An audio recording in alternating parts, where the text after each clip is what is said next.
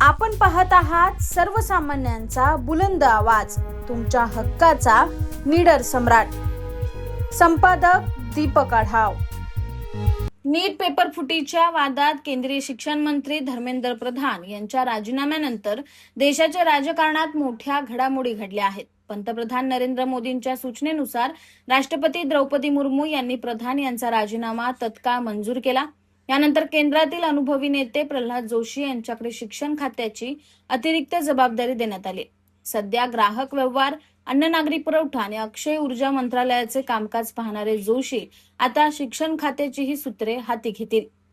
प्रल्हाद जोशी यांच्या निवडणूक आयोगाला दिलेल्या प्रतिज्ञापत्रानुसार त्यांचे सुरुवातीचे प्राथमिक शिक्षण स्थानिक रेल्वे स्कूलमध्ये झाले. त्यापुढील माध्यमिक शिक्षण त्यांनी हुबळीतील न्यू इंग्लिश स्कूलमधून पूर्ण केलं. शालेय शिक्षणानंतर त्यांनी उच्च शिक्षणासाठी धारवाड येथील प्रसिद्ध कर्नाटक विद्यापीठाशी संलग्न असलेल्या हुबळीच्या KS आर्ट्स कॉलेजमध्ये प्रवेश घेतला. तिथून त्यांनी 1983 मध्ये कला शाखेतील पदवी BA प्राप्त केली. पदवीनंतर त्यांनी पूर्णवेळ सामाजिक व राजकीय चळवळीत भाग घेण्यास सुरुवात केली. कर्नाटकातील धारवाड लोकसभा क्षेत्रातून प्रल्हाद जोशी सलग 5 वेळा खासदार म्हणून निवडून आले आहेत.